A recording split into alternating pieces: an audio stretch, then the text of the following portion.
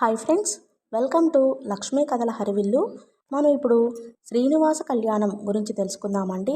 శ్రీనివాసుడు భూలోకానికి వచ్చిన దగ్గర నుంచి ఆయన కళ్యాణం ఎలా జరిగింది అనే ఘట్టం మనం మాట్లాడుకుందామండి. త్రిమూర్తులకు పరీక్ష. శ్రీనివాసుడు అంటే శ్రీ వెంకటేశ్వర స్వామి. ఆయనే శ్రీ మహావిష్ణువు. ఆయన ఉండేది వైకుంఠంలో. వైకుంఠ మందిరాన్ని వదిలిపెట్టి ఆయన భూలోకానికి దిగివచ్చేశాడు. శ్రీనివాసుడు అనే పేరుతో తిరుమల క్షేత్రంలో ఉండిపోయాడు. విష్ణువు భూలోకానికి రావడానికి కారణమైన గాథ ఒకటి ఉంది. అవి ద్వాపరయుగం ముగిసిపోయి కలియుగం ప్రారంభమైన రోజులు. కలియుగంలో అధర్మం పెచ్చు పెరిగి సుఖశాంతులు లోపించిపోతాయని భయపడ్డారు మహర్షులు. సుఖ సంతోషాలతో అందరూ సహజీవనం సాగించాలన్న కోరికతో మహర్షులు విశ్వశాంతి కోసం ఒక విశేష యాగం ప్రారంభించారు. ఆ విశేష క్రతువుకు కశ్యప మహర్షి ఆధ్వర్యం వహించాడు. గంగానదీ తీరంలో సాగుతున్న ఆ క్రతువులో మహర్షులు వేదమంత్రాలతో హవిస్సులను అగ్నిగుండంలో పేల్చుతున్నారు.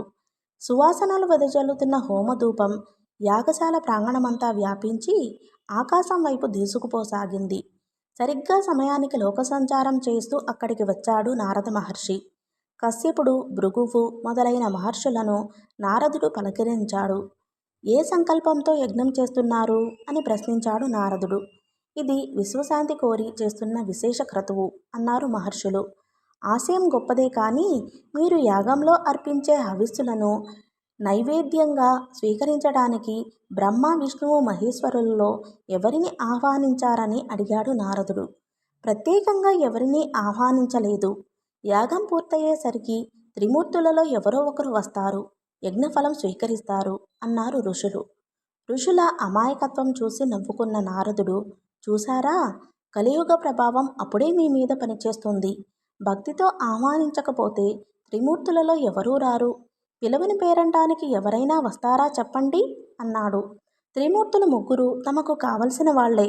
వాళ్లలో ఎవరిని ఆహ్వానించాలా అనే ఆలోచనలో పడ్డారు మహర్షులు.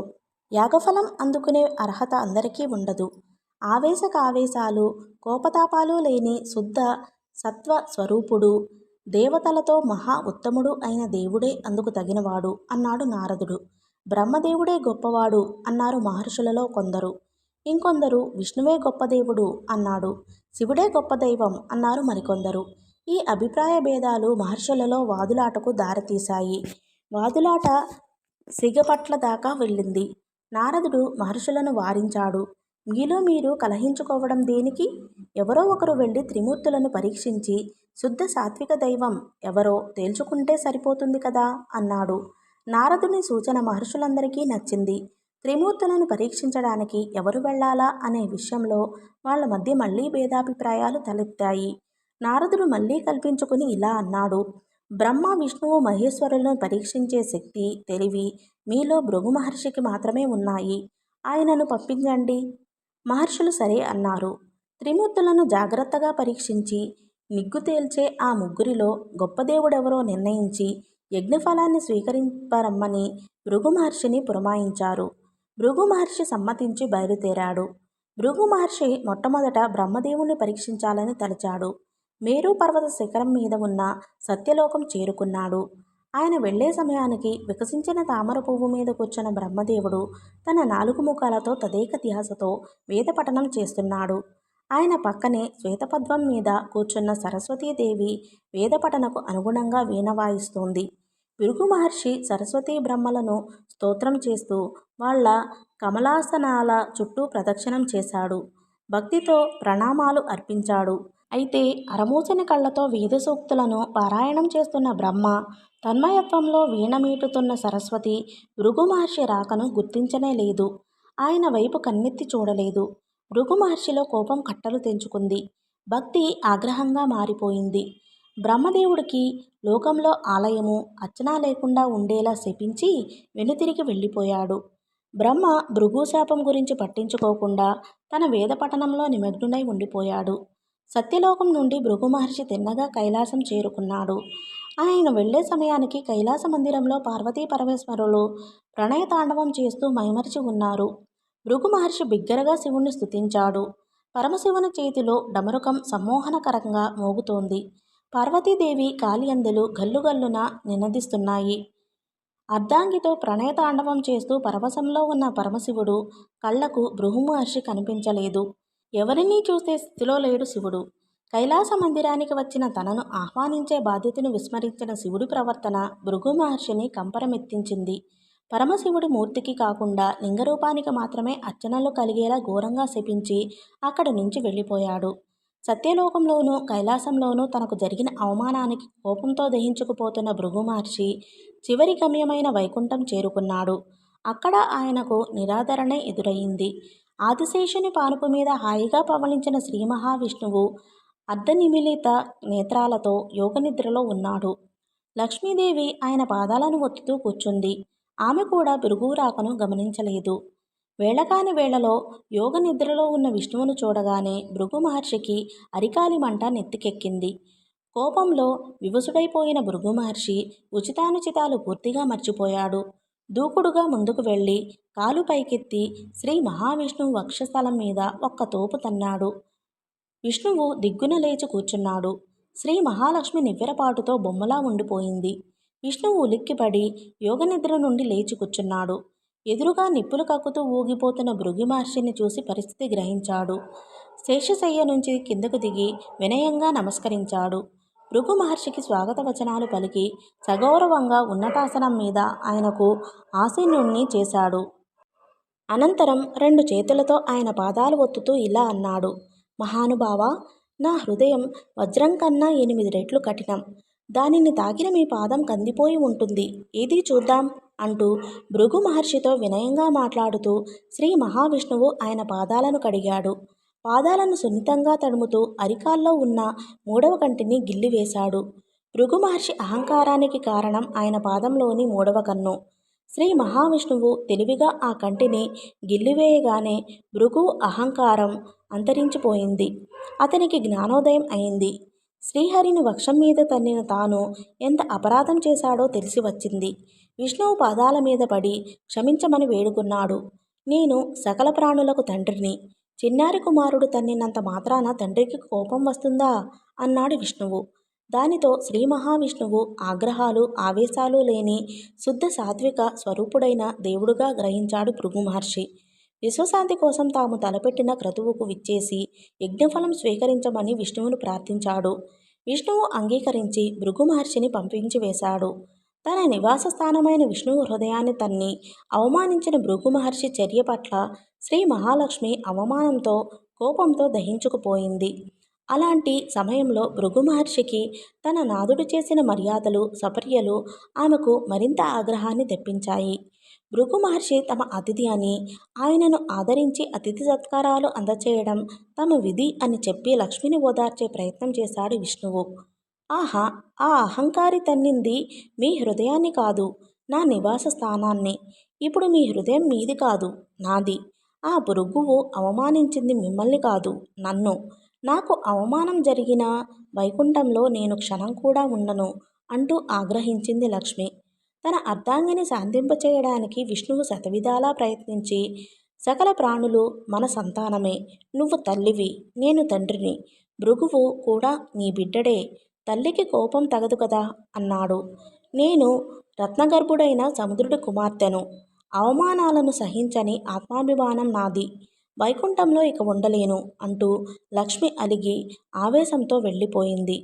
అలిగి వెళ్ళిపోయిన అర్ధాంగి లక్ష్మి వియోగాన్ని విష్ణువు భరించలేకపోయాడు. లక్ష్మి లేని వైకుంఠం నీరులేని సరోవరంలా అనిపిస్తోంది ఆయనకు. ఆమె లేని వైకుంఠ మందిరం దీపం లేని గుడిలా మారింది. ఒంటరిగా వైకుంఠలోకంలో ఉండలేనని నిర్ణయించుకున్న విష్ణువు శ్రీ మహాలక్ష్మి కోసం అన్వేషిస్తూ బయలుదేరాడు. నాదుడి మీద ఆగ్రహంతో మందిరాన్ని వదిలిన శ్రీ మహాలక్ష్మి తన పుట్టినిల్లైన క్షీరసాగర దరికి చేరకుండా భూలోకానికి దిగి వచ్చింది. నివసించడానికి అనువైన స్థలం కోసం చూస్తూ ఉత్తర భారతదేశంలోని కరవీరపురం అనే నగరానికి సమీపంలో ఉన్న అరణ్యం చేరుకుంది. పూల మొక్కలతో పొదరిండ్లతో రకరకాల ఫలవృక్షాలతో అందంగా ఉన్న అరణ్యం అది. లక్ష్మి ఆ ప్రశాంత వాతావరణంలో తపస్సు చేయసాగింది. శ్రీ మహావిష్ణువు వైకుంఠం నుండి తిన్నగా భూలోకం చేరుకున్నాడు. విశ్రాంతి అనేది లేకుండా లక్ష్మి కోసం వెతుకుతూ అనేక ప్రదేశాలు తిరిగి చిట్ట చివరకు శ్రీకాళహస్తి వద్ద ప్రవహించే సువర్ణముఖి నదికి ఉత్తర దిక్కులో ఉన్న వెంకటాచలం అనే పర్వత ప్రాంతం చేరుకున్నాడు. వైకుంఠలోకాన్ని వీడి భూలోకంలో అడుగుపెట్టగానే ఆయనను ఆకలి దప్పులు అలసట పీడించడం మొదలుపెట్టాయి. భూలోకంలో తిరిగి తిరిగి అలసిపోయిన విష్ణువు వెంకటాచలం మీద విడిది చేయాలనుకున్నాడు. కలియుగంలో వెంకటాద్రిగా ప్రసిద్ధి చెందిన ఆ పర్వతం ఒక్కొక్క యుగంలో ఒక్కొక్క పేరుతో వ్యవహరించబడింది. కృతయుగంలో ఆ పర్వతం పేరు వృషాద్రి, త్రేతాయుగంలో అంజనాద్రి, ద్వాపర యుగంలో శేషాద్రి, సృష్టి ప్రారంభంలో ఆ పర్వతం పేరు క్రీడాద్రి. వైకుంఠ లోకంలో శ్రీమన్నారాయణుడు వివరించే పర్వతం అది. కలి ప్రారంభంలో ఆ వైకుంఠ విహార పర్వతం భూలోకానికి తీసుకురాబడింది. అది ఎందుకు జరిగిందంటే, బ్రహ్మదేవుడు భూలోకంలో మానవులను సృష్టించాలనుకున్నాడు. అయితే భూలోకం లేదు, సముద్ర గర్భంలో మునిగిపోయి ఉంది. దితి కశ్యప ప్రజాపతి దంపతుల పుత్రుడైన హిరణ్యాక్షుడనే దైత్యుడు భూగోళాన్ని సాగర గర్భంలో తొక్కి పట్టుకున్నాడు. సముద్రంలో నుంచి భూగోళాన్ని పైకి లేపి తీసుకువచ్చే శక్తి లేని బ్రహ్మ తన తండ్రి అయిన విష్ణుదేవుని ప్రార్థించాడు. విష్ణువు శ్వేతవరాహ రూపంలో అవతరించాడు. 2 కోరలతో తెల్లటి పందిలా ఉన్న తన ఆకారాన్ని పర్వతంలాగా పెంచి సముద్రంలోకి దూకాడు. భూమండలాన్ని ఆధీనంలో ఉంచుకున్న హిరణ్యాక్షుడితో భీకరంగా యుద్ధం చేసి చంపివేశాడు. సమస్త భూమండలాన్ని తన 2 కోరల మీద పెట్టుకుని సాగర గర్భంలో నుంచి పైకి తీసుకువచ్చి ఒక చోట నిలిపాడు. భూలోకంలో మానవులను సృష్టించమని బ్రహ్మకు చెప్పాడు.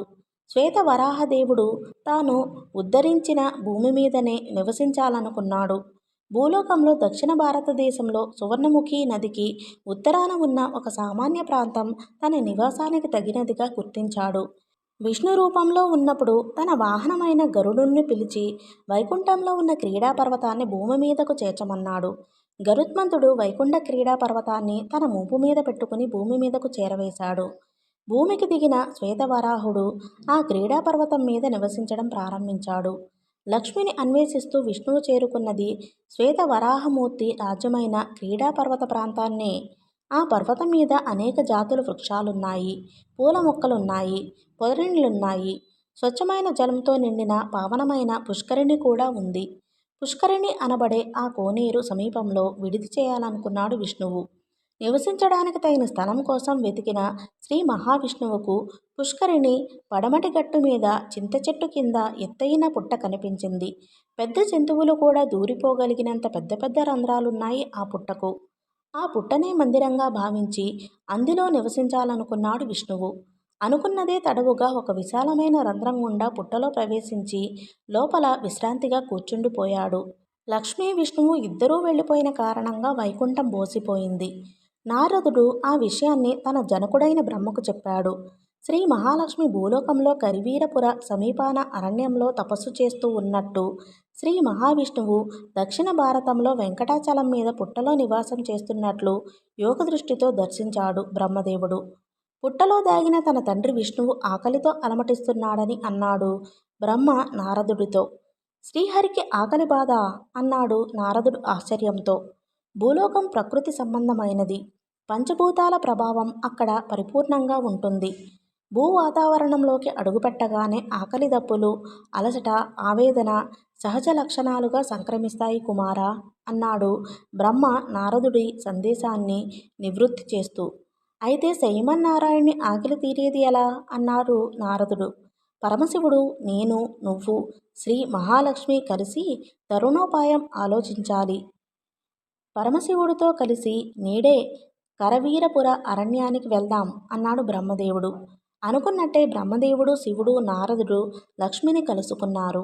ఆమె కోసం అన్వేషిస్తూ వెళ్ళిన శ్రీ మహావిష్ణువు వెంకటాద్రి మీద పుట్టలో చేరి ఆకలితో అలమటిస్తున్న విషయాన్ని ఆమెకు వివరించారు. నాదుడి ఆకలి తీరడానికి ఏం చేయాలో చెప్పండి అంది లక్ష్మి. సృష్టిలో పాలు సంపూర్ణాహారం. పుట్టలో ఉన్న పురుషోత్తముడికి ప్రతిపూట పుష్కలంగా పాలు అందించాలి అన్నాడు బ్రహ్మదేవుడు. పాలు కావాలంటే పాడి, పశువు, దూడ అవసరం కదా. శివుడు సందేహం వెలిపుచ్చాడు. మా జనకులు బ్రహ్మదేవులు పాడి ఆవుగా, మీరు దూడగా మారితే సరి, సమస్య తీరుతుంది అన్నాడు నారదుడు. బ్రహ్మ, శివుడు అందుకు అంగీకరించారు. వెంకటాద్రి సమీపంలో రాజ్యపాలన చేస్తున్న చోళరాజు దివాణంలో పాడి పశువులు మిక్కుటంగా ఉన్నాయని, ఆవుగా మారిన బ్రహ్మను, దూడగా మారిన పరమశివుణ్ణి చోళరాజుకు విక్రయిస్తే ఆవు దూడ అతని ఆలమందలో కలిసి శ్రీహరికి క్షీరం అందించవచ్చని ఉపాయం చెప్పాడు నారదుడు. గోపాలక వేషంలో ఆవును దూడను చోళరాజుకు విక్రయించడానికి శ్రీలక్ష్మి సమ్మతించింది. బ్రహ్మ పాడి ఆవుగా మారిపోయాడు. శివుడు దూడగా ప్రత్యక్షమయ్యాడు. లక్ష్మి గోపాలికగా మారిపోయింది. వాళ్లను చోళరాజు నగరం వైపు మళ్లించి నారదుడు వెళ్ళిపోయాడు. లక్ష్మి ఆవును దూడను తోలుకుని చోళరాజును కలుసుకుంది. తన ఆవు కామధేనువు లాంటిదని, పూటకు కడివెడు పాలు ఇస్తుందని, పొడవడము తన్నడము తెలియవని, సాధువని వర్ణించి చెప్పింది. ఆవును దూడను చూసి చోళరాజు భటుల ద్వారా ఆవు దూడలను గోశాలకు తరలించాడు.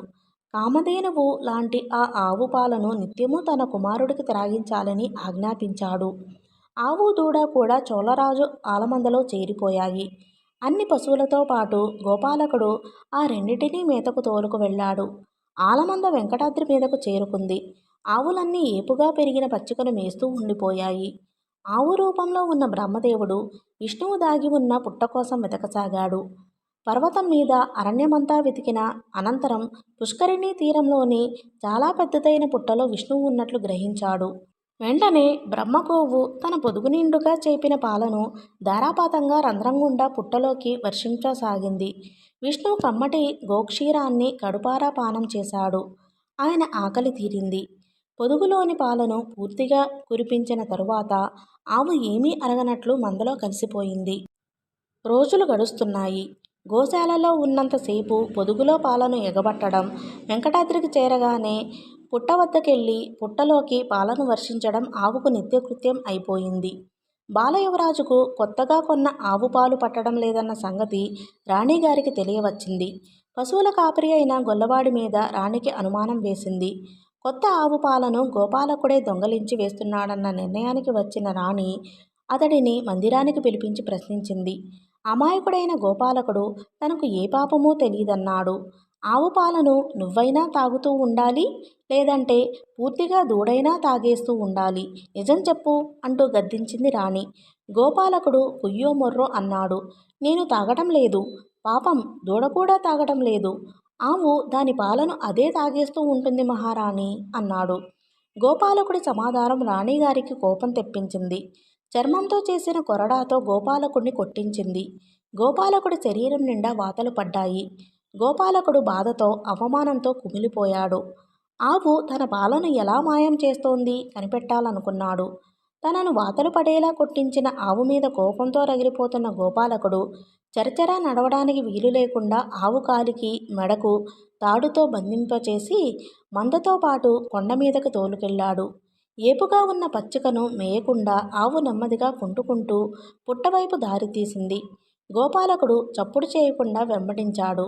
ఆవు ఎత్తైన పుట్ట మీదకి ఎక్కి పొదుగులోంచి పాలను పుట్టరంధ్రంలోకి వదలసాగింది.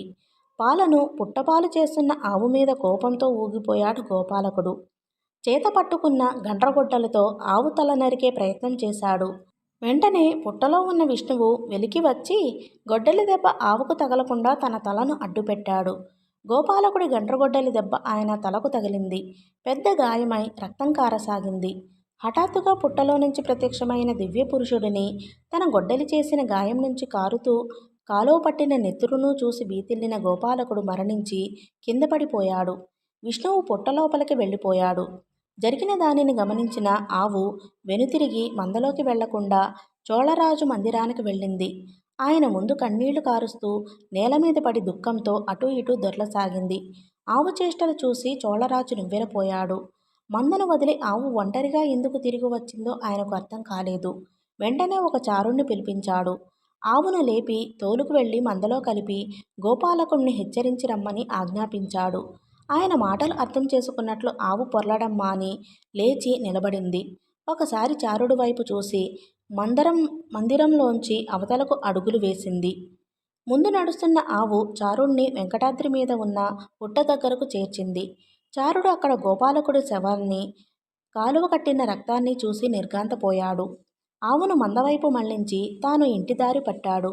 మరణించిన గోపాలకుడు గురించి, రక్త ప్రవాహం గురించి రాజుకు విన్నవించాడు. ఆశ్చర్యపోయిన చోళరాజు గోపాలకుడు ఎందుకు మరణించాడో తెలుసుకోవాలనుకున్నాడు. వెంటనే పల్లకీ మీద వెంకటాద్రి పుష్కరిణి ప్రాంతం చేరుకున్నాడు. గోపాలకుడి శవాన్ని, రక్తాన్ని చూసి చోళరాజు కోపావేశంతో ఒళ్ళు మర్చిపోయాడు. ఈ దారుణానికి కారకులు ఎవరు? ఎవరైనా సరే శిక్షించి తీరుతానని అంటూ అరిచాడు. ఆ అరుపులు విని విష్ణువు పుట్టలో నుంచి వెలుపలకు వచ్చాడు. గోమాతను చంపబోయిన గోపాలకుడి గొడ్డలి దెబ్బ నా తలకు తగిలి గాయమైంది. గోపాలకుడు భయంతో మరణించాడు. వాడు నీ సేవకుడు. నన్ను గాయపరిచి అపరాధం చేశాడు. సేవకుడు చేసిన తప్పులకు యజమాని బాధ్యుడు. గోపాలకుడు చేసిన నేరానికి నిన్ను శిక్షిస్తున్నాను. పిశాచివైపో అంటూ శపించాడు. ఆయనను విష్ణువుగా తెలుసుకున్న చోళరాజు క్షమాభిక్ష కోరాడు. విష్ణువు శాప విమోచన విధిని వివరించి వెళ్ళమన్నాడు. చోళరాజు పిశాచిగా మారి అడవులు పట్టుకుని వెళ్ళిపోయాడు. విష్ణువు గోపాలకుడిని బ్రతికించాడు. గొడ్డలితో కొట్టినందున గోపాలకుడు పశ్చాత్తాపం వెలిబుచ్చాడు. విష్ణువు అతడిని క్షమించాడు. భవిష్యత్తులో వెంకటాద్రి మీద అర్చామూర్తిగా ఆలయంలో నెలకొనే తనను ప్రతిరోజు మొట్టమొదటిసారిగా దర్శించుకునే అవకాశం అతనికి, అతని వంశీకులకి తరతరాలుగా ఉండేలా గోపాలకుడికి వరమిచ్చాడు. గోపాలకుడు ఆయనను స్తుతించి నగరానికి వెళ్ళిపోయాడు. విష్ణువు దేవతల గురువైన బృహస్పతిని స్మరించాడు. వెంటనే బృహస్పతి ఆయన ముందు ప్రత్యక్షమయ్యాడు. విష్ణువు తన తలకు తగిన గాయాన్ని ఆయనకు చూపించి తగిన మందును సూచించమని అడిగాడు. మేడి చెట్టు పాలతో జిల్లేడు దూదిని తడిపి కట్టుకడుతూ ఉంటే గాయం త్వరగా మానిపోతుందన్నాడు బృహస్పతి. మేడి చెట్టు పాలతో గాయానికి వైద్యం చేసుకుంటూ చింత చెట్టు కింద పుట్టలోనే వాసం చేస్తూ కాలం గడుపుతూ లక్ష్మి కోసం పరితపిస్తూ ఉండిపోయాడు విష్ణువు. ఒకనాడు మేడిపాల కోసం పర్వతం మీద వెతుకుతూ తిరుగుతున్నాడు. అదే సమయంలో అటుగా వస్తున్న శ్వేతవరాహమూర్తి కంటపడ్డాడు. అనుమతి లేకుండా నా రాజ్యంలో సంచరిస్తున్నది ఎవరు అంటూ పెడబొబ్బలు పెట్టాడు శ్వేతవరాహుడు. ఆయనను చూడగానే విష్ణువు పరుగున వెళ్ళి పుట్టలో నక్కి దాక్కున్నాడు. శ్వేతవరాహుడు సమీపానికి వచ్చి పుట్టలో నుండి వెలుపలకు రమ్మంటూ హుంకరించాడు. విష్ణువు వెలుపలకు వచ్చి శ్వేతవరాహస్వామి ముందు నిల్చున్నాడు. శ్వేతవరాహుడు విష్ణువును చూడగానే ఒకరినొకరు పోల్చుకున్నారు. లక్ష్మి అలిగి వెళ్ళిపోయిన కారణంగా ఆమెను అన్వేషిస్తూ అక్కడికి చేరుకున్నట్లు చెప్పాడు విష్ణువు. శ్వేతవరాహంగా ఆవిర్భవించి హిరణ్యాక్షుణ్ణి వధించి భూమిని ఉద్ధరించిన నాటి నుంచి ఆ పర్వతం మీదనే నివసిస్తున్నట్లు వివరించాడు శ్వేతవరాహుడు. ఆ పర్వతం శేషాద్రి, గరుడాద్రి, వెంకటాద్రి, నారాయణాద్రి, వృషాద్రి, వృషభాద్రి, అంజనాద్రి అనే సప్తగిరుల సముదాయమని, అదంతా తన సామ్రాజ్యమని చెప్పాడు. తాను భూలోకంలో వెంకటాచలం మీద శ్రీనివాసుడు అనే పేరుతో ఉంటున్నట్లు శ్రీ మహావిష్ణువు శ్వేతవరాహుడితో చెప్పాడు. శ్వేతవరాహదేవా, నువ్వు ఎవరో కాదు, నా అంశావతారానివే. కలియుగం పూర్తయ్యేదాకా నేను వెంకటాద్రి మీదనే ఉండాలనుకుంటున్నాను.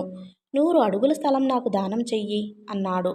ప్రతిఫలంగా ధనం లేకుండా స్థలం ఇవ్వను అని తేల్చి చెప్పాడు శ్వేతవరాహుడు. ప్రతిఫలంగా ధనాన్ని మించిన ఐశ్వర్యాన్ని ఇస్తాను. భవిష్యత్తులో ఈ పర్వతం మహాక్షేత్రం అవుతుంది. భక్తులు నా దర్శనం కోసం తండోపతండాలుగా ఇక్కడికి వస్తారు. నన్ను దర్శించుకునేందుకు ముందు విధిగా నిన్ను దర్శించి నీకు క్షీరాభిషేకం చేసి నైవేద్యం అర్పించే విధంగా నిర్ణయిస్తున్నాను అన్నాడు శ్రీనివాసుడు. శ్వేతవరాహుడు సంతోషంతో అంగీకరించాడు.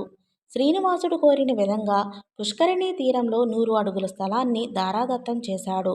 తన అనుమతితో తన సామ్రాజ్యంలో నివసిస్తున్న వకుళమాలిక అనే స్త్రీని శ్రీనివాసుడికి వంటకత్తెగా నియమిస్తున్నాడు శ్వేతవరాహుడు. ఆయన భోజనం కోసం ప్రతిరోజు శ్యామధాన్యాన్ని, తేనెను ఇస్తానన్నాడు. శ్వేతవరాహుడు శ్రీనివాసుడికి వకుళమాతను పరిచయం చేశాడు. శ్రీనివాసుడిని చూడగానే వకుళమాలికను ఏదో తెలియని ఆనందం ఆవరించింది. శ్రీనివాసుడి దివ్యమంగళ స్వరూపం ఆమెకు పారవస్యం కలిగించింది. సపర్యలు చేస్తూ చక్కగా వండి పెడుతూ శ్రీనివాసుడిని కన్నబిడ్డలా చూసుకుంటానంది. వకుళమాలిక వాత్సల్యంతో చేసే ఉపచారాలు శ్రీనివాసుడి మానసిక వేదనను, గాయం మూలంగా కలిగే బాధను దూరం చేస్తున్నాయి. వకుళమాలిక క్రమం తప్పకుండా శ్రీనివాసుడి గాయానికి మేడిపాలతో వైద్యం చేయసాగింది. ఆమె చేతి చలవతో గాయం త్వరగా మానిపోయింది. పర్వతం మీద విహరిస్తూ శ్రీనివాసుడు హాయిగా కాలం వెళ్లతీస్తున్నాడు. వకుళమాలిక శ్రీనివాసుడిని కన్నకొడుకుగా చూసుకుంటోంది. ఆయన ఆహార విహారాల గురించి, ఆరోగ్యం గురించి ప్రత్యేక శ్రద్ధ కనబరుస్తూ అబ్బురపరుస్తోంది. ఆమెను ఒక పరిచారికగా కాకుండా తల్లిగానే చూసుకుంటున్నాడు శ్రీనివాసుడు. శ్రీనివాసుడంటే వకుళమాలికకు ప్రత్యేకమైన ఆప్యాయత. వకుళమాలిక అంటే శ్రీనివాసుడికి ప్రత్యేక అభిమానం. అందుకు కారణం ఉంది. వకుళమాత పూర్వజన్మలో ఎవరో కాదు, ద్వాపరయుగంలో శ్రీకృష్ణుణ్ణి ఆలించి లాలించి పెంచి పెద్ద చేసిన యశోద. యశోదగా ఉన్నప్పుడు శ్రీకృష్ణుడి వివాహాలను చూసే అవకాశం ఆమెకు దక్కలేదు. నాయనా కృష్ణ, నీ వివాహాన్ని చూసి ఆనందించే అదృష్టం నాకు లేదా అని అడిగింది యశోద. కలియుగంలో వేరొక రూపంలో నేను వివాహం చేసుకుంటాను. ఆ శుభకార్యం నీ చేతుల మీదుగా జరుగుతుంది. ఆ అవతారంలో తల్లి లేని నాకు నువ్వు తల్లిగా ఉంటావు అన్నాడు కృష్ణుడు. ద్వాపరయుగంలో కృష్ణుడిగా అవతరించిన శ్రీ మహావిష్ణువే కలియుగంలో శ్రీనివాసుడిగా వెంకటాద్రి మీద విడిది చేశాడు. యశోదాదేవి వకుళమాలికగా జన్మించి ఆయనను చేరుకుంది. వెంకటాద్రి పర్వతానికి కొంచెం దూరంలో ఉన్న నారాయణపురం రాజధానిగా ఆకాశరాజు పరిపాలన చేస్తున్నాడు. ఆయన రాజ్యం తొండమండలం. ఆకాశరాజు చంద్రవంశానికి చెందిన సుధర్ముడు అనే రాజు కొడుకు. ఆయన భార్య ధరణీదేవి. వివాహం జరిగి చాలా కాలమైన ఆకాశరాజు దంపతులకు సంతానం కలగలేదు. పిల్లలు పుట్టనందుకు కుమిలిపోతున్న ఆకాశరాజు తన విచారాన్ని రాజగురువు ముందు వెళ్ళబోసుకున్నాడు. సంతతి కలగాలన్న సంకల్పంతో యాగం చేస్తే పుత్రుడు పుట్టే అవకాశం ఉందన్నాడు రాజగురువు. గురువు సూచన ప్రకారం ఆకాశరాజు యాగశాలకు భూమిని సిద్ధం చేయడానికి బంగారు నాగళ్లతో దున్నసాగాడు. ఆ నేలలో 1000 దళాల పద్మం, ఆ పద్మంలో చిన్నారి బాలిక కనిపించారు. ఆకాశరాజు వెంటనే ఆ బాలికను చేతులలోకి తీసుకుని హృదయానికి హత్తుకున్నాడు. బాలికను సాక్షాత్తు ఆ భగవంతుడే తనకు ప్రసాదించాడనుకున్నాడు. యాగ సన్నాహాలను ఆపివేసి మందిరానికి వెళ్ళి బాలికను భార్య ధరణీదేవికి అందించాడు. దైవానుగ్రహంతో లభించిన బాలికను తమ కూతురిగానే భావించారు రాజదంపతులు. వికసించిన పద్మంలాంటి ముఖంతో, పద్మ దళాల వంటి విశాల నేత్రాలతో సహస్రదళ పద్మంలో లభించిన ఆ బాలికకు పద్మావతి అని నామకరణం చేశాడు ఆకాశరాజు. పూర్వం త్రేతాయుగంలో జనక మహారాజుకు యాగభూమిలో సీతాదేవి లభించిన విధంగా తమకు పద్మావతి లభించినందుకు ఆనందంతో పొంగిపోయారు రాజదంపతులు. పద్మావతితో పాటు అదృష్టం రాజదంపతుల జీవితంలో ప్రవేశించింది. పుత్రికామేష్టి యాగం చేయకుండానే మహారాణి ధరణీదేవి గర్భవతి అయింది. 9 మాసాలు పూర్తి కాగానే ఆమెకు కొడుకు పుట్టాడు. కుమారుడికి వసుదాసుడు అని పేరు పెట్టాడు ఆకాశరాజు. పద్మావతి, వసుదాసుడు బాల్యాన్ని ఆటపాటలతో గడుపుతూ ఆకాశరాజు దంపతుల ప్రత్యేక పోషణలో పెరిగి యవ్వనవంతులయ్యారు. అందాల భరిణి అయిన పద్మావతిని తగిన సౌందర్యవంతుడైన వరునికిచ్చి వివాహం జరిపించాలనుకున్నాడు ఆకాశరాజు. యుక్త వయస్కురాలైన పద్మావతి చెలికత్తెలతో కలిసి ఆటపాటలతో, బొమ్మల పెండిండ్లతో, ఉద్యానవన విహారాలతో ఉల్లాసంగా కాలం గడుపుతోంది. ఒకనాడు ఉద్యానవనంలో పద్మావతిని కలుసుకున్న నారదుడు ఆమె శరీరం మీద ఉన్న శుభ లక్షణాలను బట్టి దైవస్వరూపుడు ఆమె భర్త అవుతాడని జోస్యం చెప్పాడు. ఒకనాడు శ్రీనివాసుడు వేటకు తగిన వేషం ధరించి ధనుర్బాణాలను పట్టుకుని వకుళమాలిక అనుమతితో వేటకు బయలుదేరాడు. క్రూర జంతువులను వెంటాడుతూ తనకు తెలియకుండానే నారాయణపురం సమీపంలోని అరణ్య ప్రాంతం చేరుకున్నాడు. అక్కడ ఒక మదపుట ఏనుగు ఆయనకు తారసిల్లింది. శ్రీనివాసుడు ఆ ఏనుగును వెంబడించాడు. గేంకారాలు చేస్తూ పరుగెడుతున్న ఆ మదగజం రాజుగారి అంతఃపుర ఉద్యానవనంలోకి వెళ్ళిపోయింది. సరిగ్గా అదే సమయానికి రాకుమారి పద్మావతి చెలికెత్తలతో కలిసి ఉద్యానవన విహారం చేస్తోంది. ఆడుతూ పాడుతూ పువ్వులు కోసుకుంటున్న పద్మావతి, ఆమె చెలికెత్తెలు అడవి ఏనుగును చూసి భయపడిపోయారు. గుంపులుగా ఒక చెట్టు చాటుకు చేరి ఆందోళనతో కేకలు వేయసాగారు. ఏనుగును వెంటాడుతూ వచ్చిన శ్రీనివాసుడు వారి భయాందోళనలను గ్రహించి మొదపటి ఏనుగును ఉద్యానవనం నుంచి అవతలకు తరిమివేశాను. ఆయన చూపులు పద్మావతి మీద వాలాయి. అతిలోక సౌందర్యవతి అయిన పద్మావతి తొలిచూపులోనే ఆయన హృదయాన్ని గెలుచుకుంది. కోయదొర వేషంలో ఉన్న శ్రీనివాసుడిని చూసి పద్మావతి చెలికెత్తెలు బెదిరిపోయారు. ఇది అంతఃపుర కాంతలు విహరించే అభ్యంతర వనం. పురుషులు రాకూడదు, వెళ్ళిపో అన్నారు చెలికెత్తెలు శ్రీనివాసుడితో. తొలిచూపులోనే రాకుమారిని వరించానని, ఆమెను వివాహం చేసుకుంటానని, ఆమె అంగీకారం తెలిపేదాకా వెళ్ళనని అన్నాడు శ్రీనివాసుడు. రాకుమారి పద్మావతి ముందు అంత ధైర్యంగా మాట్లాడుతున్న ఆ కారు నలుపు వనవాసి ఎవరో తెలుసుకోవాలనిపించింది చెలికత్తెలకు. ఎవరో చెప్పమని అతనిని ప్రశ్నించారు. నా పేరు శ్రీనివాసుడు. నాది చంద్రవంశం. వాసిష్ఠ గోత్రం. నా నివాసం వెంకటాచలం. నా మాతృమూర్తి వకుళమాలిక అంటూ తన వివరాలు చెప్పాడు శ్రీనివాసుడు. తనలాగే పేరు కులగోత్రాలు చెప్పమని పద్మావతిని అడిగాడు. పద్మావతి సిగ్గుతో తలవాల్చుకుని ఇలా అంది. నా పేరు పద్మావతి. ధరణీదేవి నా తల్లి. ఆకాశరాజు నా తండ్రి. మాది అత్రిగోత్రం, చంద్రవంశం. ఇద్దరి మాటలు వింటున్న చెలికత్తెలు భయపడిపోయారు. ఉద్యానవనంలోకి ప్రవేశించిన విషయం రాజుగారికి తెలిస్తే కఠినంగా శిక్షిస్తాడని వెంటనే వెళ్ళిపోమ్మని శ్రీనివాసుడిని హెచ్చరించారు. పద్మావతి సౌందర్యాన్ని చూస్తూ మైమరిచిపోయిన శ్రీనివాసుడు చెలికత్తెల మాటలను పట్టించుకోలేదు.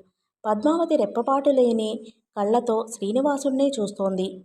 నీలిమేఘం లాంటి శరీర వర్ణం, ఎత్తైన భుజాలు, పొడవుగా మోకాళ్ల దాకా ఉన్న అందమైన చేతులు, విశాలమైన వక్షస్థలం, పెద్ద పెద్ద కళ్ళు, చిరునవ్వులు చిందిస్తున్న పెదవులు. శ్రీనివాసుడి సౌందర్యాన్ని చూస్తూ పద్మావతి మైమరిచిపోయింది. చెలికత్తెలు పద్మావతి చేతులు పట్టుకుని అంతఃపురం వైపు నడిపించారు. చెలికత్తెల బలవంతం మీద వెళ్తున్న పద్మావతి శ్రీనివాసుడి వైపే చూస్తోంది. పద్మావతి కనుమరుగయ్యేదాకా మైమరిచి నిలిచి ఉన్న శ్రీనివాసుడు బరువుగా నిట్టూర్చి ఉద్యానవనంలోంచి అవతలకు నడిచాడు. వెంకటాద్రి మీద ఉన్న తన నివాసానికి చేరుకున్న శ్రీనివాసుడు రాకుమారి పద్మావతి మీద మొలకెత్తిన అనురాగంతో పిచ్చివాడిలా అయిపోయాడు. అన్నము నీళ్లు ముట్టకుండా పద్మావతి గురించే ఆలోచిస్తూ ఉండిపోయాడు. అతని పరధ్యానానికి కారణమేంటో తెలుసుకోవడానికి వకుళమాలిక ప్రయత్నించింది. ఆమె ఎన్ని ప్రశ్నలు వేసినప్పటికీ శ్రీనివాసుడు సమాధానం చెప్పలేదు. చాలాసేపటికి మౌనం వీడి తన పరధ్యానానికి కారణమేంటో వివరించాడు. వేటకు వెళ్ళిన తాను మదపటేనుగును వెంబడిస్తూ అంతఃపుర ఉద్యానవనం చేరుకున్న సంగతి, అక్కడ పద్మావతిని చూసి మనసు పడిన సంగతి చెప్పాడు శ్రీనివాసుడు. పద్మావతి నా మనసును పూర్తిగా ఆక్రమించింది. ఆమెను వివాహం చేసుకోవాలని నిశ్చయించుకున్నాను. పద్మావతిని కాకుండా మరొకరిని పెళ్లి చేసుకోలేను అన్నాడు వకుళమాలికతో. అతని మనసు దోచిన పద్మావతి ఎవరో, ఆమె తల్లిదండ్రులు ఎవరో వివరంగా చెప్పమని అడిగింది వకుళమాలిక. పద్మావతి ధరణీదేవి ఆకాశరాజుల పుత్రిక. నారాయణపురం రాజధానిగా తొండమండలాన్ని ఏలుతున్నాడు ఆకాశరాజు అన్నాడు శ్రీనివాసుడు పద్మావతి గురించి చెబుతూ. పద్మావతిది అలౌకిక సౌందర్యమని, ఆమె తనను చేపట్టడానికే జన్మించిందని అన్నాడు. నీ మనసును దోచుకున్న కన్య సామాన్య కన్య అయి ఉండదనిపిస్తోంది నాయనా అంది వకుళమాలిక. గత జన్మలో అంటే ద్వాపరయుగంకు ముందు గడిచిపోయిన త్రేతాయుగంలో ఆమె నన్ను పరిణయం చేసుకోవాలని కోరింది. అది నా రామావతార సమయం. ఆ అవతారంలో నేను ఏకపత్ని వ్రతుణ్ణి. భవిష్యత్తులో వివాహం చేసుకుంటానని అప్పుడు సంకల్పించాను అన్నాడు శ్రీనివాసుడు. పద్మావతి పూర్వజన్మ గాథ వినిపించమని కుతూహలంగా అడిగింది వకుళమాలిక. పూర్వజన్మలో పద్మావతి వేదవతి అని, ఆమె వృత్తాంతం వినిపిస్తానని చెప్పసాగాడు. పూర్వం కుశధ్వజుడు అనే తపస్వి శ్రీ మహాలక్ష్మిని పుత్రికగా పొందాలన్న కోరికతో తపస్సు చేశాడు. లక్ష్మీదేవి అంశమైన పుత్రికగా జన్మించింది. కుశధ్వజుడు ఆ బాలికకు వేదవతి అని నామకరణం చేశాడు. అల్లారు ముద్దుగా పెరిగిన వేదవతికి యుక్త వయసు వచ్చింది. కుమార్తె వేదవతిని విష్ణుమూర్తికి తప్ప మరెవరికీ భార్యగా ఇవ్వనని వ్రతం పట్టాడు కుశధ్వజుడు. అందాల రాశి అయిన వేదవతిని దంభుడు అనే రాక్షసుడు పెళ్లాడాలనుకుని కుశధ్వజుణ్ణి అడిగాడు. ఆయన తన కుమార్తెను శ్రీహరికి అంకితం చేశానన్నాడు.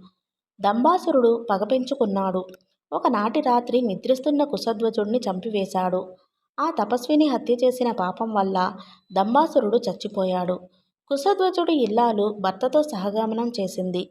తల్లిదండ్రులిద్దరినీ పోగొట్టుకున్న వేదవతి తండ్రి ఆశయం ప్రకారం శ్రీహరిని పెళ్లాడే సంకల్పంతో తపస్సు చేయసాగింది. హిమాలయ పర్వత ప్రాంతంలో విహరిస్తున్న రావణాసురుడు వేదవతిని చూశాడు. తపస్సు మాని తనను పెళ్లాడమంటూ బలవంతం చేశాడు. వేదవతి తిరస్కరించింది. ఆమెను బలవంతంగా తీసుకువెళ్లడానికి చెయ్యి పట్టుకున్నాడు రావణుడు. తనను తాకి అపవిత్రం చేశాడన్న ఆగ్రహంతో వేదవతి ఆత్మార్పణం చేయతలపెట్టింది. యోగాగ్నిని పుట్టించి అందులో తనను తాను దహనం చేసుకుంది. యోగాగ్నిలో దేహాన్ని అర్పణం చేసిన వేదవతి అనంతరం అవతారంలో ఆకాశరాజుకు పుత్రికగా లభించింది.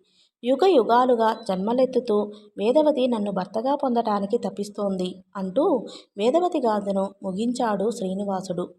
పద్మావతి పూర్వజన్మ గాథను విన్న వకుళమాలిక హృదయం ఆనందంతో నిండిపోయింది.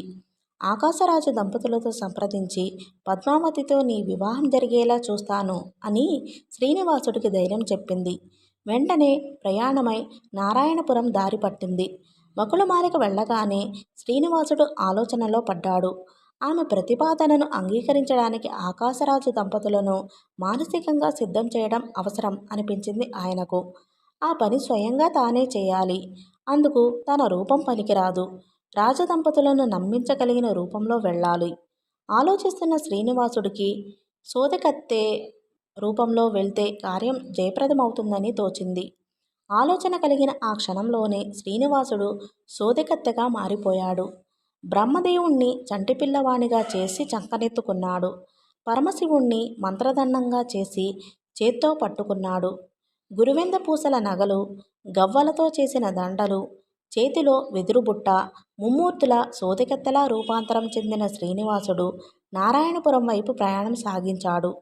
నారాయణపురం చేరుకున్న సోదెకత్తె నగర వీధులలో సోదె చెప్తానమ్మ సోదె చెప్తాను అంటూ తిరగసాగింది. రాజమందిరం దగ్గరగా తిరగాడుతున్న సోదెకత్తెను చూసిన పరిచారకులు ఆమె గురించి రాణి ధరణీదేవికి తెలియచేశారు. 2 రోజులుగా అన్నమూ నీళ్లు ముట్టకుండా మంచం పట్టిన పద్మావతికి ఏమయిందో అర్థం కాని రాణి సోదెకత్తె ద్వారా తెలుసుకోవచ్చునని అనుకుంది. దాసీ దానిని పంపి సోదెకత్తెను తన మందిరానికి పిలిపించింది. యువరాణి పద్మావతి అనారోగ్యానికి కారణం ఏమిటో చెప్పమంది. కంచి కామాక్షి చెప్తది, మధుర మీనాక్షి చెప్తది, కాశీ విశాలాక్షి చెప్తది అంటూ సోదె ప్రారంభించింది సోదెకత్తె. పద్మావతి రాజదంపతులకు కూతురు కాని కూతురని చెప్పింది. ఆమె భూమిలో పుట్టిన పిల్ల అంది.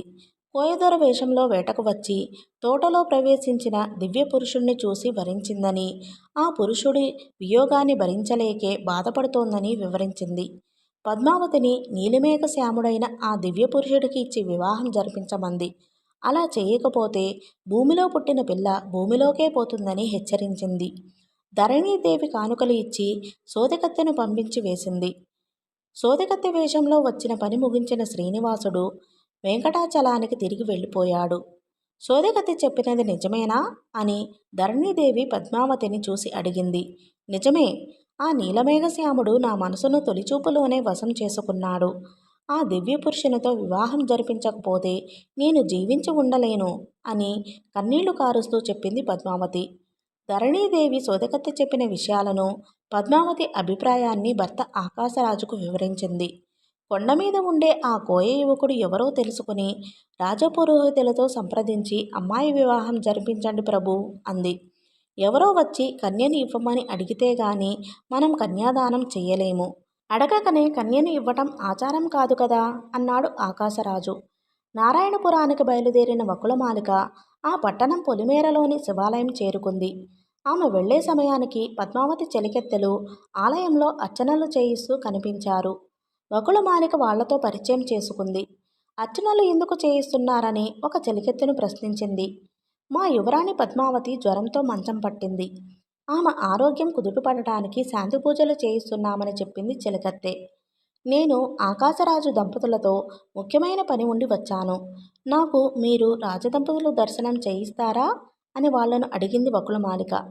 చెలికత్తెలు అందుకు సరేనని అన్నారు. వకుళమాలికను చెలికత్తెలు రాజదంపతుల సముఖానికి తీసుకుని వెళ్లారు. వకుళమాలిక ఆకాశరాజు దంపతులకు శుభాకాంక్షలు తెలిపింది. ఆమె రాకకు కారణం అడిగారు ఆకాశరాజు.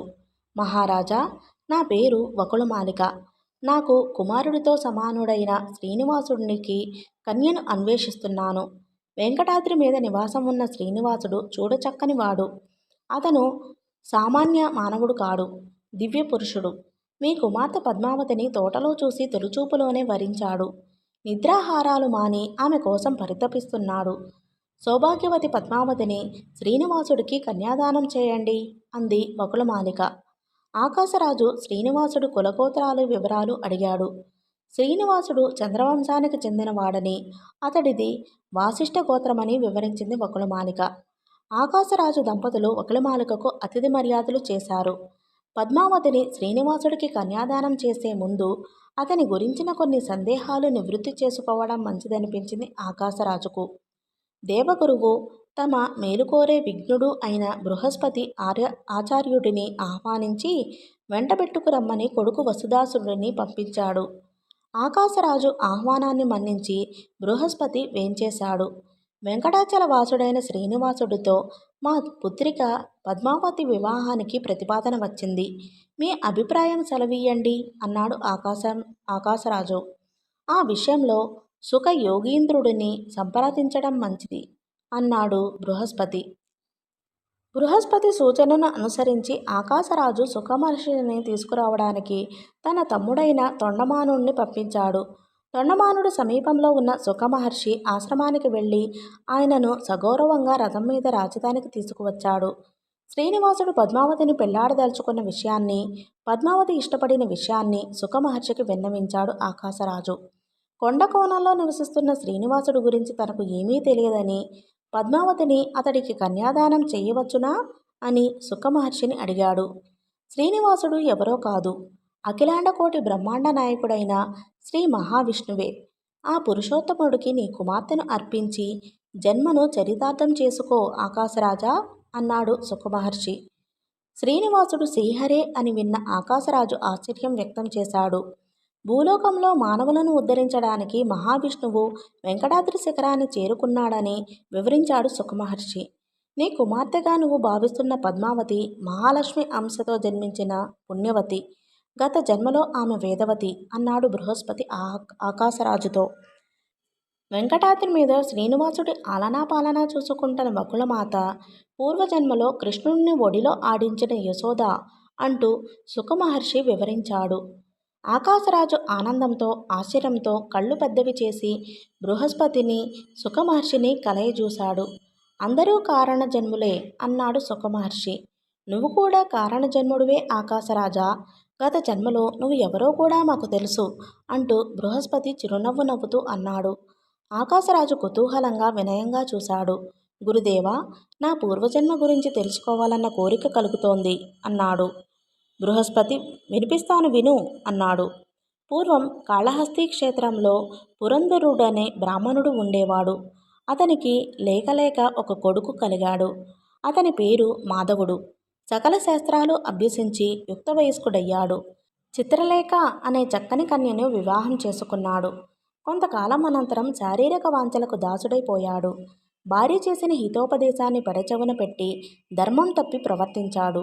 మద్యపానము మాంసభక్షణము చేసి కులభ్రష్టుడైపోయాడు. తల్లిదండ్రులను భార్యను వదిలిపెట్టి వెళ్ళిపోయాడు. అనేక పాపాలు మూట కట్టుకున్నాడు. ఏ స్త్రీ కోసం తన కులాన్ని ధర్మాన్ని నీతిని త్యజించి పక్కకు వెళ్ళిపోయాడో ఆ స్త్రీ కాలక్రమాన చనిపోయింది. మాధవుడు దిక్కులేని వాడయ్యాడు. దేశదిమ్మరి అయిపోయాడు. ఉత్తరాదికి చెందిన రాజు పరివారంతో కలిసి శేషాచలం యాత్రకు వెళుతూ ఉంటే చూసిన మాధవుడు వాళ్ళ వెంట వెళ్ళాడు. వాళ్ళు తినగా మిగిలిన ఎంగిలి మెతుకులు తింటూ వాళ్ళ వెన్నంటే వెళ్ళసాగాడు. రాజు పరివారము కపిలతీర్థ క్షేత్రములో తలనీలాలు తీయించుకున్నారు. వాళ్లను అనుకరిస్తూ మాధవుడు తన తల వెంట్రుకలు తీయించుకుని గుండు చేయించుకున్నాడు. రాజబృందం చనిపోయిన పెద్దలకు పిండ ప్రదానం చేసి శ్రాద్ధకర్మలు ఆచరించారు. పిండ ప్రదానానికి అన్నము ధాన్యము లేని కారణంగా మాధవుడు మట్టితో పిండాలు చేసి మరణించిన తన పూర్వీకులకు శ్రాద్ధకర్మలు చేశాడు. యాత్ర చేస్తున్న రాజబృందంతో పాటు శేషాచలాన్ని అధిరోహించాడు. పరమపావనమైన శేషాచల పర్వతం మీద పాదం మోపగానే మాధవుడి పాపాలు కరిగిపోవడం ప్రారంభించాయి. మాధవుడి శరీరంలో నుంచి పుట్టిన అగ్ని అతడి పాపాలను దహించి వేసింది. అతడు పర్వత శిఖరం చేరుకుని అక్కడ విశ్రమించాడు. బ్రహ్మదేవుడు అతని ముందు ప్రత్యక్షమయ్యాడు. మాధవ, శేషాచల మహిమ నువ్వు చేసిన ఘోర పాపాలను దహించి వేసింది. పుష్కరిణిలో స్నానం చేసి వరాహస్వామిని సేవించి నీ శరీరాన్ని వదిలిపెట్టు. భవిష్యత్తులో నారాయణపురం సుధర్ముడి కొడుకుగా నువ్వు జన్మిస్తావు. ఆ జన్మలో శ్రీ మహాలక్ష్మి నీ కుమార్తెగా అవతరిస్తుంది. ఆమెను పెళ్లాడి శ్రీ మహావిష్ణువు నీకు అల్లుడవుతాడు అన్నాడు బ్రహ్మ. బ్రహ్మదేవుడు ఆజ్ఞాపించిన విధంగా మాధవుడు మరణించాడు అంటూ బృహస్పతి తన కథను ముగించాడు. ఆకాశరాజా, గత జన్మలో మాధవుడు మరెవరో కాదు, నువ్వే. నీ పాపాలను దహించిన కారణంతో శేషాద్రికి వెంకటాచలం అనే పేరు వచ్చింది సుమా అన్నాడు బృహస్పతి. నిజమా అంటూ ఆశ్చర్యపోయాడు ఆకాశరాజు. వేం అనే సంస్కృతాక్షరానికి పాపం అని అర్థం. కటం అనే పదానికి దహించి వేసేది అని అర్థం. వెంకటాచలం అంటే పాపాలను దహించి వేసే పర్వతం అని అర్థం. గత జన్మలో నీ పాపాలను దహించిన అనంతరం ఆ పర్వతం వెంకటాచలమనే పేరుతో ప్రసిద్ధి చెందిందని వివరించాడు సుఖ మహర్షి. గత జన్మలో మాధవుడు అయిన నీ గాథను సుఖానందుడు జనక చక్రవర్తికి వినిపించాడు అన్నాడు బృహస్పతి. శ్రీనివాసుడి అల్లుడిగా చేసుకునే అంశలో నా అనుమానాలన్నీ పటాపంచలయ్యాయి. పద్మావతిని ఆ శ్రీనివాస ప్రభువుకు కన్యాదానం చేస్తాను అన్నాడు ఆకాశరాజు ఆనందంగా. మంచిది, ఆ నిర్ణయాన్ని లేఖ ద్వారా శ్రీనివాసుడికి అందచెయ్యి అన్నాడు బృహస్పతి. ఆ లేఖను నేనే స్వయంగా ఆ శ్రీనివాసుడికి సమర్పించి తరిస్తాను అన్నాడు సుఖమహర్షి. తమ కూతురు పద్మావతిని ఇచ్చి వివాహం జరిపించడానికి నిశ్చయించినట్టు ఆకాశరాజు శ్రీనివాసుడికి శుభలేఖ రాసి సుఖమహర్షికి ఇచ్చాడు. మహానుభావ, శుభలేఖను మా కాబోయే అల్లుడికి అందచేసి పుణ్యం కట్టుకోండి అన్నాడు ఆకాశరాజు. ఆకాశరాజా, వెంకటాద్రి మీద విడిది చేసిన వైకుంఠవాసుడికి శుభలేఖ అందచేయటం అనేది శుభప్రదమైన విశిష్టమైన సేవ. ఆ సేవ చేసే అవకాశం లభించడం నా అదృష్టం అన్నాడు సుఖమహర్షి. సుఖమహర్షి వెంకటాద్రి చేరుకుని శ్రీనివాసుడి నివాసానికి వెళ్ళాడు. పద్మావతితో ఆయన పరిణయం నిర్ణయించబడిన శుభవర్తమానం చెప్పి ఆకాశరాజు పంపిన లేఖను అందచేశాడు. ఆ లేఖను చదివిన శ్రీనివాసుడు సంతోషంతో పొంగిపోయాడు. ఆమె రాయబారం సఫలమైనట్లు వకుళమాతకు చెప్పాడు. సుఖమహర్షికి అతిథి సత్కారాలు చేసి ఆకాశరాజు పంపిన ఉత్తరానికి ప్రత్యుత్తరం రాసి సుఖమహర్షికి అందించాడు. వివాహానికి శ్రీనివాసుడు సమ్మతిని ఆయన నోట చెప్పించుకుని విని సుఖమహర్షి ఆకాశరాజు పట్టణానికి తిరిగి ప్రయాణమయ్యాడు. సుకుడు వెళ్ళిపోగానే శ్రీనివాసుడు వకుళమాతతో ఇలా అన్నాడు. అమ్మా, వధువు పద్మావతి వైపున తల్లిదండ్రులు ఉన్నారు, బంధువులున్నారు, మిత్రువులున్నారు, శ్రేయోభిలాషులు ఉన్నారు, పరిజనం ఉన్నారు, ఆకాశరాజు చేత పాలింపబడుతున్న ప్రజలు ఉన్నారు. నాకేమో తల్లిదండ్రులు లేరు, అన్నతమ్ములు లేరు, అక్కచెల్లెలు లేరు, పరిజనము లేరు. నాకున్నదల్లా నువ్వు, శ్వేతవరాహుడు, మీరిద్దరే. మన ముగ్గురము పెళ్లికి వెళితే ఏమాత్రం వైభవంగా ఉంటుంది అన్నాడు. నిరుత్సాహంగా పలికిన శ్రీనివాసుడి మాటలు విని వకుళమాలిక చిరునవ్వు నవ్వింది. ఎంత అమాయకుడివి నాయనా! సకల యుగాలలోని జీవులందరికీ తల్లివి తండ్రివి నువ్వే కదా. తల్లి కాని తల్లి నేనున్నాను కదా. బంధువులు లేరన్న విచారం నీకెందుకు? బ్రహ్మ నీ కుమారుడే కదా. పరమశివుడు చుట్టమే కదా. ఇంద్రుడు మొదలైన దిక్పాలకులు, ఇతర దేవతలు నీ పరివారమే కదా. దేవతలందరూ దిగివస్తే ఇక నీ కళ్యాణ వైభవానికి కొరత ఏముంటుంది చెప్పు అందామె. నేనిప్పుడు వైకుంఠ మందిరంలో లేను. ఇప్పుడు నేను పిలిస్తే వాళ్ళు వస్తారా? శ్రీనివాసుడు సందేహిస్తూ అన్నాడు. దివిని వదిలి భువికి దిగివచ్చినంత మాత్రాన నీ ప్రభావం తగ్గుతుందా తండ్రి? నువ్వు ఎక్కడ ఉంటే అక్కడే వైకుంఠం. సందేహించకుండా బ్రహ్మాది దేవతలందరికీ వర్తమానం అందచేసి వివాహానికి ఆహ్వానించు వకుళమాలిక అంది. అందరినీ వివాహానికన్నా ముందుగానే ఇక్కడికి రమ్మని వర్తమానం పంపుతాను. వెంకటాద్రి మీదే కొన్ని రోజులు విడిది చేసి వివాహ సన్నాహాలు పూర్తి చేసుకుని అనంతరం వధువు నగరానికి వెళ్దాం శ్రీనివాసుడు సాలోచనగా అన్నాడు. దేవతలకు వర్తమానం ఎవరి ద్వారా అందచేస్తావు శ్రీనివాస? వకుళమాలిక ప్రశ్నించింది. నా పర్యంకమైన ఆదిశేషుడు, వాహనమైన గరుత్మంతుడు ఉన్నారుగా అమ్మా అన్నాడు శ్రీనివాసుడు చిరునవ్వుతో. కళ్ళు అరమూసి ఏదో సంకల్పించాడు శ్రీనివాసుడు. మరుక్షణం ఆదిశేషుడు, గరుత్మంతుడు ఆయన ముందు సాక్షాత్కరించారు. ఇద్దరూ తమ స్వామికి ప్రదక్షిణ నమస్కారాలు చేశారు. స్వామి, ఇంతకాలానికి మా మీద దయ కలిగింది, ఆజ్ఞాపించండి అన్నాడు గరుత్మంతుడు. గరుడా, ఆకాశరాజు కూతురు పద్మావతితో మా వివాహం నిశ్చయమైంది. సత్యలోకానికి వెళ్ళు. మా పుత్రుడు బ్రహ్మను సకుటుంబంగా సపరివారంగా రమ్మని మా మాటగా చెప్పు అన్నాడు శ్రీనివాసుడు. ఆజ్ఞ అంటూ గరుత్మంతుడు ఆకాశంలోకి ఎగిరాడు. ఆదిశేషుడు వినయంగా శ్రీనివాసుని వైపు చూశాడు. స్వామి, ఆజ్ఞాపించండి. పర్యంక సేవ కాదు ఆదిశేష, నువ్వు వెంటనే కైలాసానికి వెళ్ళు. నాగభూషణుడైన పరమశివుణ్ణి దర్శించు, మా వివాహానికి ఆహ్వానించి తీసుకురా. కైలాస కుటుంబమంతా ఆ రోజు ఇక్కడికి కదిలి రావాలని విన్నవించు అన్నాడు శ్రీనివాసుడు. ఆదిశేషుడు వినయంగా తల ఊపి బయలుదేరాడు. నాయనా శ్రీనివాస, అష్టదిక్పాలకులకు మర్చిపోయావు అంటూ గుర్తు చేసింది వకుళమాలిక. బ్రహ్మ అందరినీ వెంటబెట్టుకు వస్తాడమ్మా, సపరివారంగా రమ్మన్నాను కదా. దిక్పాలకులను, గంధర్వులను, కిన్నెరులను అందరినీ తీసుకువస్తాడు అంటూ బదిలిచ్చాడు శ్రీనివాసుడు. శ్రీనివాసుడు ఊహించినట్లుగానే బ్రహ్మ సమస్త దేవతలను వెంటబెట్టుకుని వెంకటాచలానికి వచ్చాడు. అందరూ బృందాలు బృందాలుగా శ్రీనివాసుడికి నమస్కారాలు అర్పించారు. ఆయన అందర్నీ ఆప్యాయంగా పలకరించాడు. కుమారా, ఈ సాధ్వి వకుళమాలిక. ఈ అవతారంలో ఇక్కడ నాకు తల్లి. కృష్ణావతార సమయంలో యశోద అన్నాడు శ్రీనివాసుడు వకుళమాలికను పరిచయం చేస్తూ. బ్రహ్మ పితామహికకు ప్రణామాలు అంటూ వకుళమాతకు నమస్కరించాడు. దేవతల మధ్య చేతులు జోడించి నిలుచున్న దేవశిల్పి విశ్వకర్మను తన సమీపానికి పిలిపించుకున్నాడు శ్రీనివాసుడు. విశ్వకర్మ, మా వివాహానికి దేవతలు, మునులు ఎందరు వచ్చారో చూశావు కదా.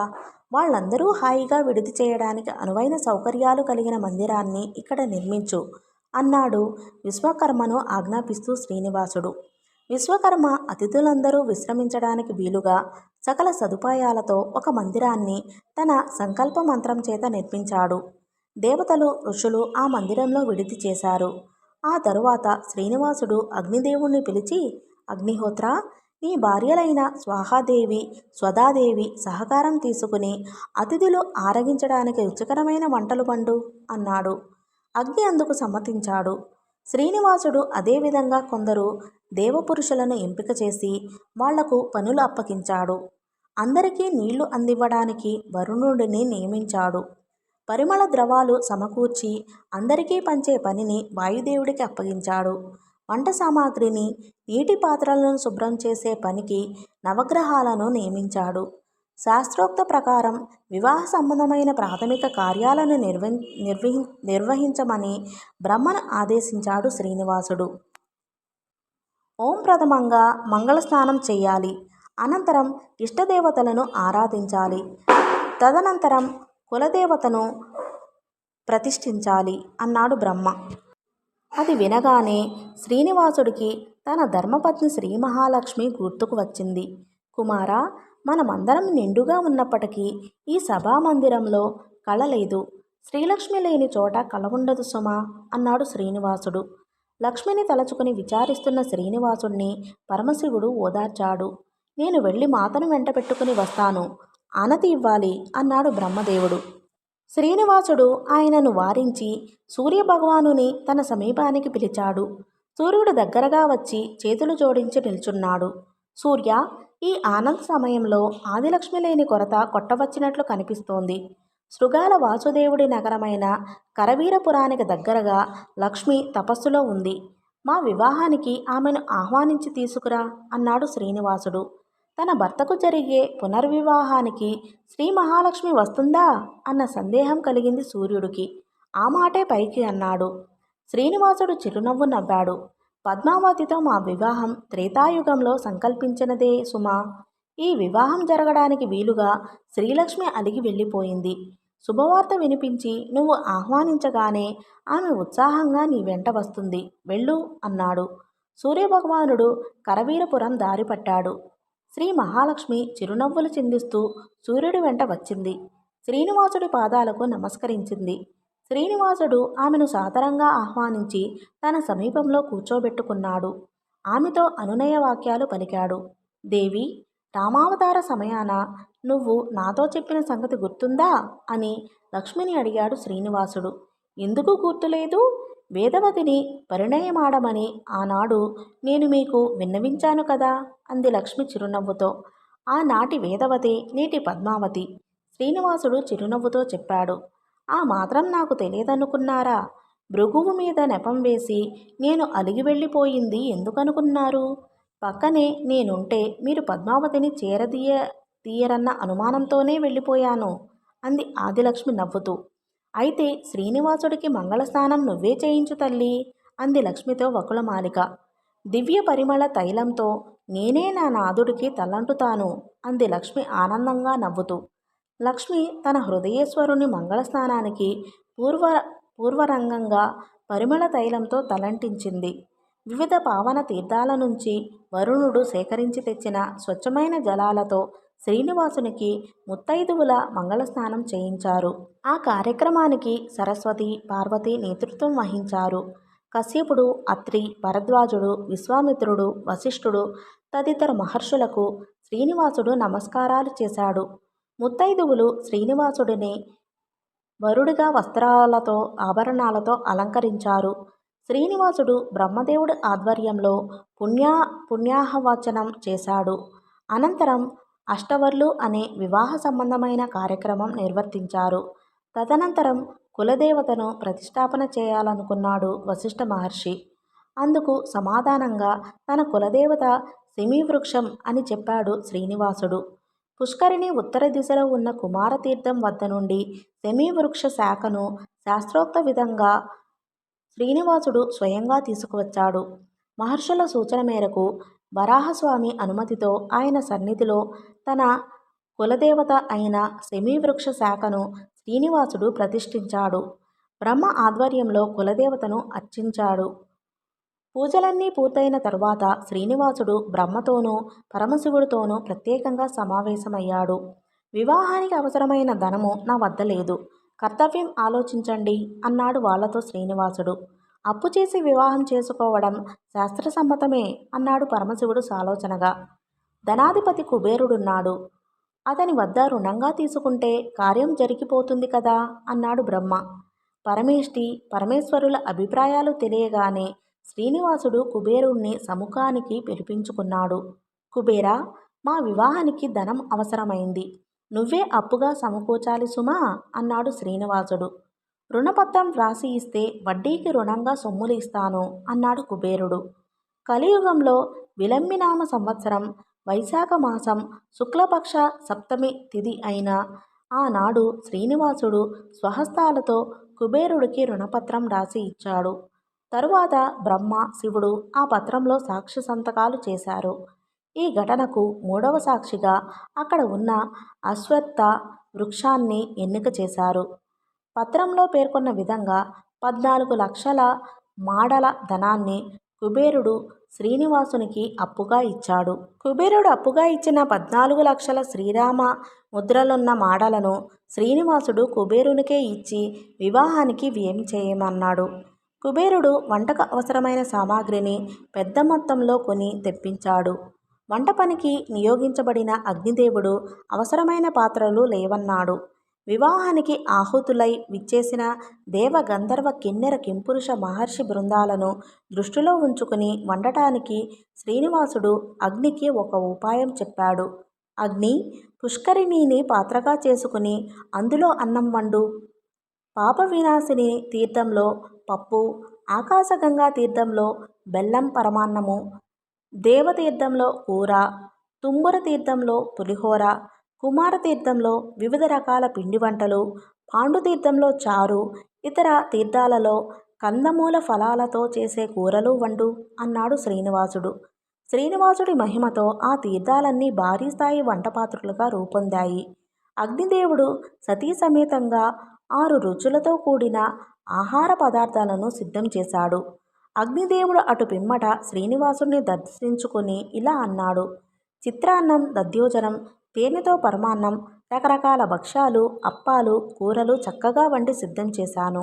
వివాహానికి విచ్చేసిన వారిని అందరినీ భోజనం ఆరగించమని ఆహ్వానించాడు శ్రీనివాసుడు. అప్పుడు బ్రహ్మ, శ్రీనివాస, భగవంతునికి నివేదించకుండా భోజనం చేయడం అపచారం కదా. నీ వివాహ సంబంధమైన స్నాతకంలో ఆహారాన్ని ఎవరికి నైవేద్యంగా సమర్పించాలో తోచకుండా ఉంది, మీరే సెలవియ్యాలి అన్నాడు. మన నైవేద్యాన్ని స్వీకరించే అర్హత కలిగిన మహా నైవేద్య భోక్త ఉన్నారు కదా కుమారా అన్నాడు శ్రీనివాసుడు చిరునవ్వుతో. మహా నైవేద్య భోక్త, అతడు ఎవరు జనక అన్నాడు బ్రహ్మ. ఇంకెవరు, చతుర్భుజ అహోబిల మహాబలుడు నరసింహదేవుడు. శ్రీనివాసుడు చిరునవ్వుతో అన్నాడు. బ్రహ్మదేవుడు అహోబిల నరసింహస్వామిని ఆహ్వానించాడు. ఆయనకు శాస్త్రసమ్మతంగా అర్పించి ఆహార పదార్థాలన్నిటినీ నివేదన చేశాడు. దేవతలు, మహర్షులు, గంధర్వులు, ఇతరులు బారులు తీరి కూర్చున్నారు. దిక్పాలకులైన ఇంద్రుడు, అగ్ని, యమధర్మరాజు, నిర్వతి, వరుణుడు, వాయువు, కుబేరుడు, ఈశానుడు అందరికీ లోటు లేకుండా వడ్డించారు. ఆహుతులందరూ భుజించిన అనంతరం శ్రీనివాసుడు బ్రహ్మను, పరమేశ్వరుడిని, లక్ష్మిని, దిక్పాలకులను, అగ్నిని, ఆదిశేషుడిని, గరుత్మంతుడిని సహపంక్తిలో ఉంచుకొని అందరితో కలిసి భోజనం చేశాడు. ఆ రాత్రి అందరూ వెంకటాద్రి మీదనే విశ్రమించారు. మరుసటి ఉదయం వధువు పట్టణం అయిన నారాయణపురానికి బయలుదేరి వెళ్లేందుకు నిర్ణయం జరిగింది. మరునాటి ఉదయం శ్రీనివాసుడు సకల దేవతా సమూహంతో కలిసి ఆకాశరాజు పట్టణానికి పయనం కట్టాడు. తన వాహనమైన గరుత్మంతుణ్ణి అధిరోహించాడు శ్రీనివాసుడు. బ్రహ్మదేవుడు తన తెల్లహంస వాహనం ఎక్కాడు. శివుడు నందీశ్వరుణ్ణి అధిరోహించాడు. ఇంద్రుడు ఐరావతం అనే 4 దంతాల ఏనుగును, అగ్నిదేవుడు పొట్టేలును ఎక్కారు. యమధర్మరాజు పౌండ్రకం అనే పేరు కలిగిన మహిషాన్ని అధిరోహించాడు. వరుణుడు జలది అనే మొసలి వాహనం అధిరోహించాడు. కుబేరుడు భయంకరాకారుడైన నరవాహనం ఎక్కాడు. వాయువు జింకను అధిరోహించాడు. నైరుతి తన గార్ధబ వాహనం మీద బయలుదేరాడు. ఇతర దేవతా స్వరూపులైన గంధర్వులు, విద్యాధరులు, కిన్నెరులు, కింపురుషులు అందరూ తమ తమ వాహనాలపై శ్రీనివాసుని అనుసరించారు. వెంకటాద్రి నుంచి బయలుదేరిన ఆ దేవ పరివారం అందరికీ కనువిందు చేస్తూ కదిలింది. నవగ్రహ దేవతలైన సూర్యుడు, చంద్రుడు, కుజుడు, బుధుడు, గురువు, శుక్రుడు, శని, రాహు, కేతువు తమ తమ దివ్యరథాలను అధిరోహించి బయలుదేరారు. దేవతా స్త్రీలందరూ తమ భర్తల వాహనాల మీద కూర్చున్నారు. మార్గమధ్యంలో ఉన్న పద్మతీర్థం అనే మహాపుష్కరిణిని తమ పరివారంతో సమీపించాడు శ్రీనివాసుడు. ఆ పుష్కరిణి సమీపంలో ఉన్న సుఖయోగ ఆశ్రమాన్ని సందర్శించాడు. సుఖ మహర్షి భక్తి శ్రద్ధలతో అందచేసిన ఆతిథ్యాన్ని స్వీకరించి పరివారంతో పాటు ఆయనను కూడా వెంటేసుకుని నారాయణపురం వైపు తమ మహాప్రయాణాన్ని కొనసాగించారు. నారాయణపురంలో అంతఃపుర స్త్రీలు పద్మావతిని పెండ్లి కూతురుగా అలంకరించారు. పందిళ్లతో, తోరణాలతో నగరాన్ని అందంగా అలంకరించారు.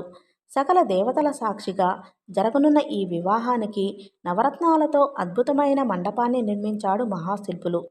వధువుగా అలంకరించబడిన పద్మావతిని ఏనుగు మీద కూర్చుండబెట్టి పరివార సమేతంగా మంగళవాద్యాలతో శ్రీనివాసుడికి ఎదురుగా తీసుకువెళ్లారు ఆకాశరాజు దంపతులు. ఎదురుకోలు అనే వివాహ సంబంధమైన కార్యక్రమంలో వధూవరులైన పద్మావతి, శ్రీనివాసులు ఒకరినొకరు చూసుకున్నారు. అప్పుడు ఆకాశరాజు దంపతులను నారదుడు శ్రీనివాసుడికి పరిచయం చేశాడు. నారాయణపురం ద్వారం వద్ద ఉన్న ఆలయంలో దుర్గను శ్రీనివాసుడు, పద్మావతి దర్శించి అర్చనలు చేశారు. తమ వివాహం నిర్విఘ్నంగా జరిగేలా దీవించమని ఇద్దరూ జగన్మాత అయిన దుర్గను వేడుకున్నారు. అనంతరం ఆకాశరాజు వధూవరులను నారాయణపుర వీధులలో ఊరేగించాడు. పురస్త్రీలు వధూవరుల మీద అక్షరాలు, పేలాలు, పుష్పాలు వర్షించారు. వధూవరుల అతిలోక సౌందర్యం పురజనులకు నేత్రపర్వం చేసింది. మహర్షులు పఠిస్తున్న వేదమంత్రాల ఘోష మంగళవాయిద్యాల శ్రావ్యమైన శబ్దాలతో శృతి కలిపింది. నవరత్నాలతో, పుష్పాలతో మనోహరంగా అలంకరించబడిన విడిది గృహంలో శ్రీనివాసుడు తన దేవతా పరివారంతో విడిది చేశాడు. ఆకాశరాజు సోదరుడు తొండమాన్ చక్రవర్తి ఆధ్వర్యంలో వరుణి పరివారానికి విందు భోజనం అందజేయబడింది. ఆ రాత్రి గడిచి తెల్లవారింది. అది శుక్రవారం, దశమి తిథి. ఆ రాత్రి 13 గడియలకు సుముహూర్తం అయినందువల్ల పగలంతా వివాహపు పూర్వ కార్యక్రమాలు శాస్త్రోక్తంగా జరిగాయి. సాయంత్రం కాగానే ఆకాశరాజు బంధుమిత్ర సపరివార సమేతంగా విడిదికి వెళ్ళి శ్రీనివాసుణ్ణి కళ్యాణ మండపానికి సవినయంగా ఆహ్వానించాడు. ధరణీదేవి కాబోయే అల్లుడికి వశిష్ఠ మహర్షి సూచన మేరకు ఉపచారాలు చేసింది. శ్రీనివాసుడు తన పరివారం వెంటరాగా రాజనగరులోని కళ్యాణ మండపానికి విచ్చేశాడు. పురోహితుని సూచనలను అనుసరించి ఆకాశరాజు స్వామి పుష్కరిణి తీర్థంలో శ్రీనివాసుడి పాదాలను కడిగాడు. వరుని కాళ్ళు కడగడానికి ధరణీదేవి నీళ్లు పోస్తూ ఉంటే పురుష సూక్తం పఠిస్తూ ఆయన పాదాలను కడిగాడు. కన్యాదాన సమయంలో ఆయన శ్రీనివాసునికి వజ్రకిరీటాన్ని, కంఠాభరణాలను, కేమందాలను, భుజకీర్తులను, వజ్ర కంకణాలను, బంగారు మొలనూలును, రత్నాలు చెక్కిన పాదుకలను బహూకరించాడు. మాంగళ్యధారణ ముందుగా దేవగురువు బృహస్పతి పద్మావతి ప్రవరను ఈ విధంగా పఠించాడు. అత్రిగోత్రంలో జన్మించినది. సువీరుని ముని మనవరాలు, సుధర్మను మనవరాలు, ఆకాశరాజు పుత్రిక అయిన సౌభాగ్యవతి పద్మావతిని స్వీకరించు. అదేవిధంగా వశిష్ఠ మహర్షి శ్రీనివాసుని ప్రవరను పఠించాడు. వశిష్ఠ గోత్రోద్భవుడు, యయాతి ముని మనవడు, సూరసేనుని మనవడు, వసుదేవుని పుత్రుడు అయిన శ్రీనివాసునకు సౌభాగ్యవతి పద్మావతిని స్వీకరిస్తున్నాం. తదనంతరం ఆకాశరాజు శ్రీనివాసుని చేతికి కంకణం కట్టాడు. పద్మావతి చేతికి బృహస్పతి కంకణం కట్టాడు. వేద మంత్రాలతో పవిత్రం చేయబడిన మంగళసూత్రాన్ని శ్రీనివాసుడు పద్మావతి మెడలో కట్టాడు. వశిష్ఠ మహర్షి వేదోక్తంగా వధువు పద్మావతి చేత లాజహోమం చేయించాడు. దేవతలు, మహర్షులు, బంధుమిత్రులు అందరూ నవరత్నాలు కలిపిన అక్షింతలను వధూవరుల శిరస్సుల మీద వర్షించారు. మాంగళ్యధారణ అనంతరం వధూవరులు రత్నసింహాసనం మీద ఆసీనులను చేశారు. ఆకాశరాజు పాలగిన్నెను చేతిలో ఉంచుకుని అల్లుడిని పూజించాడు. వధువు పద్మావతి నాభిని పాలతో తుడిచి శ్రీనివాసుని మాతృమూర్తి స్థానంలో ఉన్న వకుళమాలికకు, శ్రీ మహాలక్ష్మికి అప్పగింతలు చేశారు ఆకాశరాజు దంపతులు. వకుళమాలిక ఒక యుగానంతరం తన కోరిక తీరటంతో ఆనంద బాష్పాలు రాల్చింది. వధూవరుల వేషభూషణాలతో, అప్రాకృతమైన దివ్య సౌందర్యంతో, కిరీటాలతో, పూలమాలలతో కళ్లకు విందు చేస్తున్న శ్రీ పద్మావతి శ్రీనివాసుల మీద దేవతలు, మహర్షులు పుష్పవృష్టి కురిపించారు. ఇంతటితో శ్రీనివాస కళ్యాణం సమాప్తం అయింది.